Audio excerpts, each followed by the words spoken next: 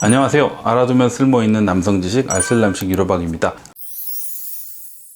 오늘은 원숭이 두창에 대한 얘기를 해드리려고 합니다. 원숭이 두창은 올해 5월 6일 처음으로 영국에서 보고가 됐고요. 이후 영국에서 집단적으로 발병을 해서 유럽 쪽으로 퍼져나가고 있습니다. 서아프리카 지역, 콩고 지역 쪽에서 풍토병으로 자리를 잡았던 병인데 역추적을 해봤더니 스페인이나 포르투갈 등의 남유럽을 통해서 영국으로 전파됐던 걸로 알려져 있어요. 원숭이 두창은 수포가 많이 생기는 질환입니다. 그래서 몇 가지 이제 감별할 게 있어요. 헤르페스, 대상포진, 수두 같은 거하고 구별을 해봐야 되는데요. 헤르페스 같은 경우야 워낙 유명한 병이죠. 입술 주변 아니면 생식기 주변에 이제 군집성으로 수포가 생기는 거기 때문에 그런 특징을 보면 알 수가 있고, 대상포진도 워낙 잘 알고 계시죠. 통증에 동반되면서 띠처럼 군집성으로 수포가 생긴다. 수두는 몸통이나 두피, 안면, 팔다리 쪽으로 이제 국소적으로 여러 가지의 수포가 이제 발생하는 병입니다. 이런 특징들로 쉽게 좀 구별이 가능하죠. 그런데 이 병이 굉장히 막 심하게 번지고 있어요. 그래서 WHO에서는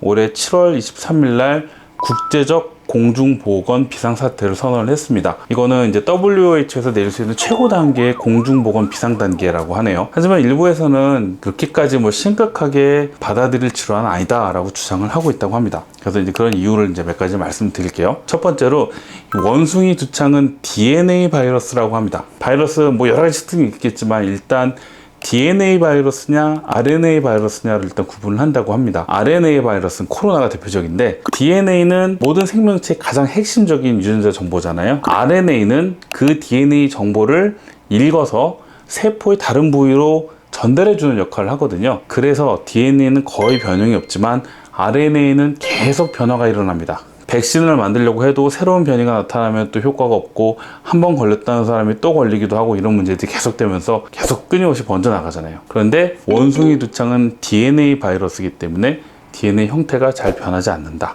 그래서 변이가 쉽게 일어나지 않는다. 또한 전파 방법에서 차이가 있는데, 코로나 같은 거는 호흡기를 통해서 전파가 되잖아요. 원숭이 두창은 굉장히 밀접한 접촉, 예를 들어서 체액이라든가 이런 걸 통해서 전파가 되기 때문에 전파력이 강하지 않다. 이게 또 굉장히 중요한 특징입니다. 그리고 우두 백신이 있어서 이걸로 예방이 가능하다.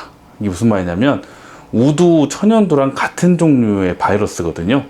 우두 천연두에 대해서는 이전에 여러 가지 백신이라든가 약이 다 개발되어 있는 상태고, 그래서 증상이 심해진다고 하면 이런 백신들을 바로 사용할 수 있다.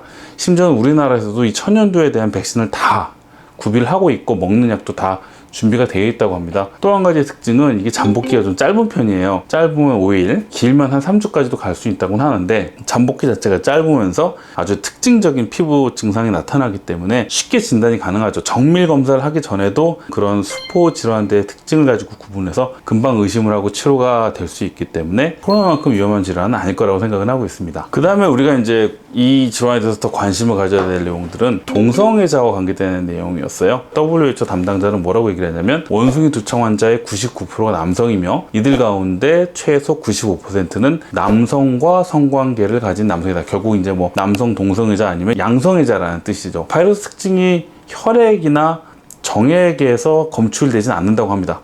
그러니까 이 병이 성병은 아니라는 거죠. 이 질환 자체가 개이들의 그런 커뮤니티 특징하고 연관돼서 나타난 거라고 생각해요. 그래서 이제 아까 말씀드린 것처럼 밀접한 접촉에 의해서 전파가 된다고 말씀드렸죠. 그런데 이제 몇 년 전에 그 블랙 수면방이라는 얘기가 한동안 좀 떠들었던 게 좀 시끄러웠던 적이 있었어요. 남들한테 신원을 밝히지 않은 상태에서 모여서 활동할 수 있는 커뮤니티를 가지고 있는데, 그 커뮤니티 내에서는 성적으로 오픈마인드라고 생각을 하시면 되겠죠. 그래서 블랙 수면방이라는 게 동성애자들이 모여서 즉석 만남과 성관계를 이루는 비밀 아지트 같은 그런 장소였던 거예요. 어떠한 경로를 통해서 원숭이 두창이 커뮤니티에 한번 발병이 되어서 유입이 되면 그게 순식간에 그 커뮤니티 내에서 퍼진다는 거예요. 물그릇에 잉크 한 방울 뚝 떨어지면 그게 쫙 순식간에 퍼져나가는 것처럼.